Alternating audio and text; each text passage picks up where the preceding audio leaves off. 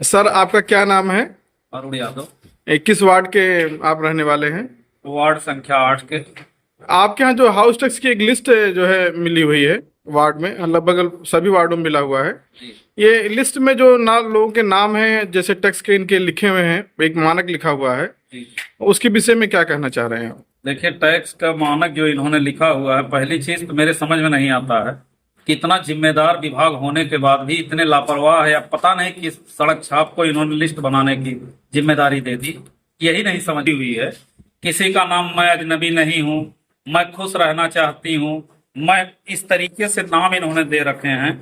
और किसी का जो है केवल प्लाट लिख के छोड़ दिया है, और उल्टे सीधे नाम लिख के ये हंसी का पात्र बन गई है सूची, इससे ज्यादा कुछ नहीं।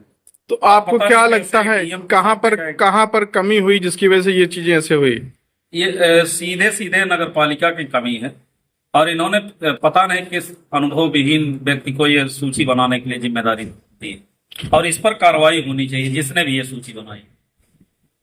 अब कोई जानकारी नहीं, भगवान जे ये कौन सा नाम है?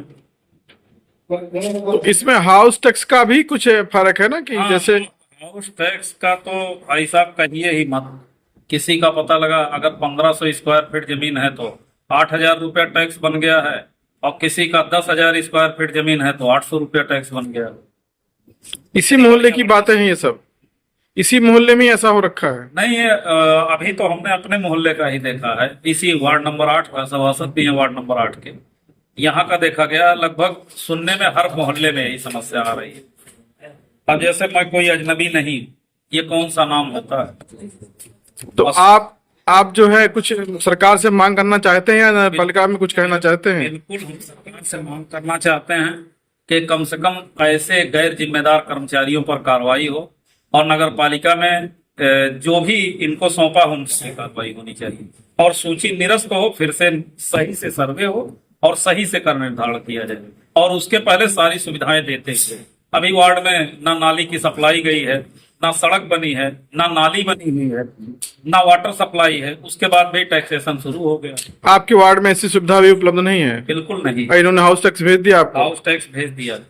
इसी को लेकर के देखिए पूरे मोहल्ले के लोग इकट्ठा हुए हैं, और सब लोग इसका विरोध भी कर रहे हैं। वहां से नाला तो पास है ना, फर्नीचर से लेकर सर्वे हो गए। जिस दिन वो नाला पास हो जाएगा उस दिन पानी की समस्या पूरे मोहल्ले खत्म हो जाएगा।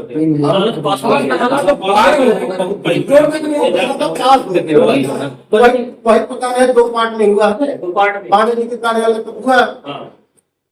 अच्छा, ये पहले नाम आ जाएगा। सर क्या नाम है आपका? नरेंद्र वर्मा, प्रतिनिधि सभासद वार्ड नंबर 8। अच्छा, वार्ड नंबर 8 की जो है सभासद हैं आप। ये आज आप लोगों की जो यहाँ पर इसमें क्या बोलते हैं, आपके वार्ड नंबर 8 में जो मीटिंग हो रही है, ये किस बात को लेकर आप सभी लोग एकत्रित हुए हैं, और क्या बातें हो रही हैं यहाँ पर? पालिका द्वारा हाउस टैक्स का जो अनियमितता के साथ हम लोग के ऊपर थोपा जा रहा है बगैर कोई सुविधा दिए हुए, उसका हम लोग को जो विरोध करने के लिए यहाँ एक रणनीति के तहत मीटिंग कर रहे हैं। आगे लड़ाई भी आगे हम लोग लड़ेंगे।